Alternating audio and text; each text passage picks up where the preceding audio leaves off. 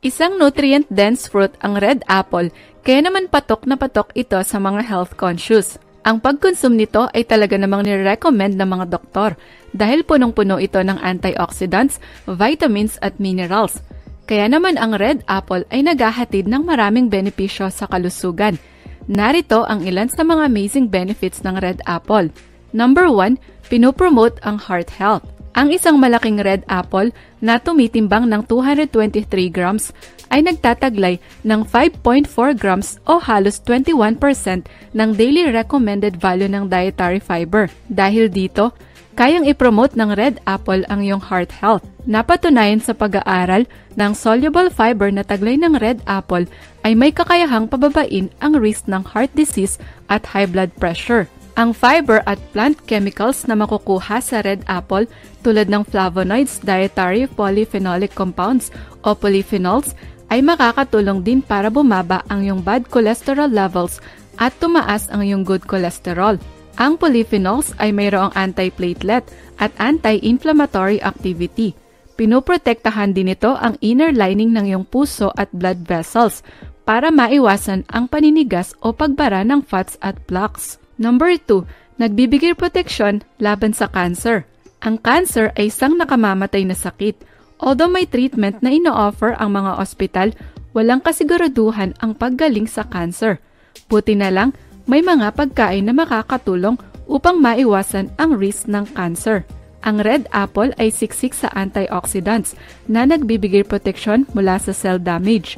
Nagtataglay din ito ng flavonoids tulad ng pectin, triterpenoids at quercetin na may kakayahang pabagalin ang development ng breast, colon at lung cancer. Ang polyphenols na makukuha sa red apple ay makakatulong para maiwasan ang pagmultiply o pagdami ng cancer cells. Mayroon ding high amount ng vitamin C ang red apple, isang potent antioxidant na pumipigil sa pinsalang dulot ng free radicals at pagkasira ng DNA. That's why ang pagkonsum ng red apple ay mainam para magkaroon ka ng proteksyon laban sa cancer.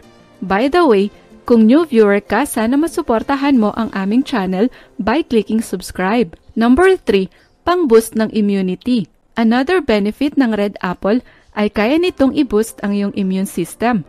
Ito ay siksik sa plant compounds tulad ng antioxidants, flavonoids, polyphenols, phytochemicals at phytonutrients na makakatulong para lumakas ang iyong immunity. Ang mga nasabing compounds ay mayroong kakayahan na labanan ang free radicals, pro-oxidants at inflammation. Mayaman din ang red apple sa pectin, isang uri ng fiber na nagpo-promote ng mas magandang immune function.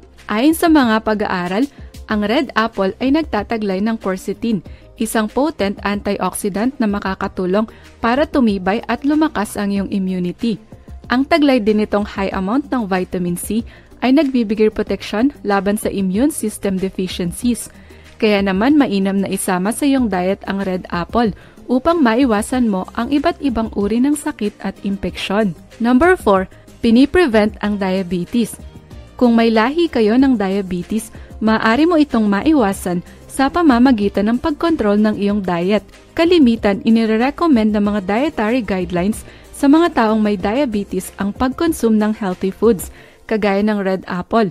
Maliban sa mababa ang calories nito, ang dietary fiber nito ay maaaring makatulong sa pagkontrol ng iyong blood sugar at maiwasan ang type 2 diabetes. Ang high amount nito ng polyphenol quercetin ay may kakayahang pabagalin ang digestion ng carbohydrate at absorption ng glucose. Kaya ang regular na pagkonsum ng red apple ay makakatulong upang bumaba ang iyong insulin resistance at blood sugar levels, pati na rin ang risk ng diabetes. Number 5, makakatulong sa digestion at weight loss. Alam mo ba, kaya ring ipromote ng red apple ang good digestion at weight loss.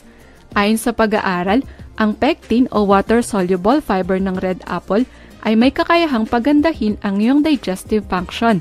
Dahil kayang tunawin ng iyong gut ang pectin, makakatulong ito upang maiwasan at makontrol ang symptoms ng acid reflux, constipation, diarrhea at iba pang digestive problems. In addition, ang fiber na taglay ng red apple ay makakatulong upang bumaba ang iyong food intake. Pinapabagal nito ang digestion at pinopromote ang feeling of fullness o pagkabusog. At sa result, makakatulong ang regular na pag-consume ng red apple para bumaba ang iyong timbang at body fat. Number 6, pinopromote ang healthy bones at teeth. Aside from that, ang red apple ay nagtataglay ng kakaibang phytonutrient na floredzin. Ito ay isa sa pinakakilalang polyphenols na matatagpuan sa balat ng apple. Ang floredzin ay makakatulong para gumanda ang density ng iyong mga buto. Piniprevent nito ang pagkasira ng mga buto, lalo na sa mga babaeng nasa menopause age. Ang red apple ay nagtataglay din ng chemical element na boron, isang uri ng mineral na kailangan para mapanatiling matibay ang mga buto.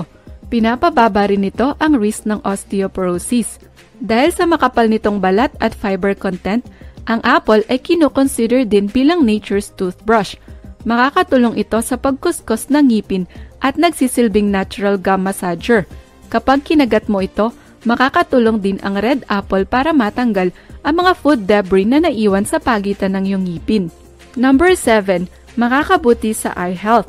Ayon sa mga pag-aaral, ang mga taong madalas kumain ng prutas na siksik sa antioxidants kagaya ng apple ay mas mababa ng 10 to 15% ang tsansa na magkaroon ng cataract. Ang red apple ay mayaman sa vitamins tulad ng vitamin A at C na makakabuti sa iyong mga mata. Piniprevent nito ang dryness, fatigue at night blindness. Ang vitamin A ay makakatulong upang mapanatili ang moisture sa iyong mga mata, pati na rin sa cornea. Kung hindi sapat ang iyong vitamin A intake, mataas ang risk na magkaroon ka ng eye-related problems. Samantala, ang vitamin C na taglay ng red apple ay makakatulong upang maiwasan ang free radical damage at cataract. Mahalaga rin ang vitamin C para masigurong may sapat na supply ng oxygen sa iyong mga mata. Number 8, pinopromote ang brain health at mood. Base sa American Dietary Guidelines, ang pagkonsume ng hindi bababa sa 5 servings ng prutas at gulay araw-araw ay makakabuti sa mental health. Napatunayan din sa pag-aaral ng pagkonsume ng mas maraming gulay at prutas tulad ng red apple ay makakabuti sa brain health. Ang quercetin na taglay ng red apple ay isang potent antioxidant na maaaring makatulong upang maprotektahan ang iyong brain mula sa pinsalang dulot ng oxidative stress. Posible ring makatulong ang quercetin na maiwasan ang Alzheimer's at Parkinson's disease. Ang red apple ay nagtataglay din ng chromium. May kakayahan itong pataasin ang levels ng neurotransmitters tulad ng norepinephrine, tryptophan at serotonin na makakatulong sa pag-regulate ng mood at emotion. Kaya ang regular intake ng red apple ay makakatulong upang maiwasan ang anxiety, mood swings, depression at panic attacks. Number 9, pinopromote ang healthy skin. Apart from that, ang regular na pagkain ng red apple ay makakabuti sa iyong skin.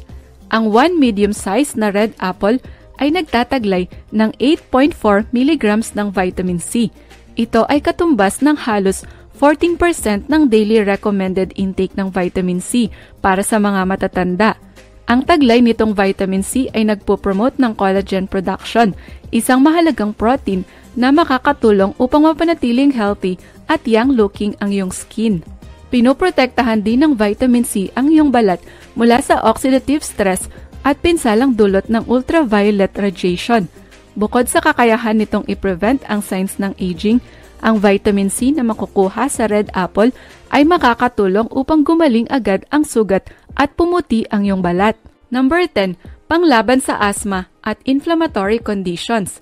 Higit sa lahat, ang pag-consume ng red apple ay makakabuti sa mga taong may asthma at iba pang inflammatory-related conditions. Dahil sa taglay nitong polyphenols, pinopromote ng red apple ang production ng anti-inflammatory cytokines. Pinapaganda nito ang function ng natural killer cells o NK cell na makakatulong upang maiwasan ang inflammatory-related diseases.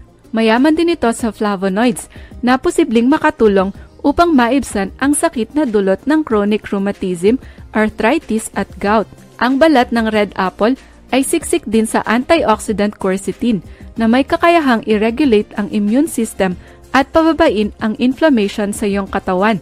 Kaya maaaring makatulong ang red apple na malunasan ang symptoms ng allergic inflammatory diseases kagaya ng asthma, wheezing at sinusitis. Ano-ano ang side effects ng red apple? Ang pagkain ng sobra-sobrang red apple ay maaaring makasama sa iyo. Dahil mataas ang fiber content nito, ang pagkonsum ng maraming red apple araw-araw ay posibleng magdulot ng gas at bloating.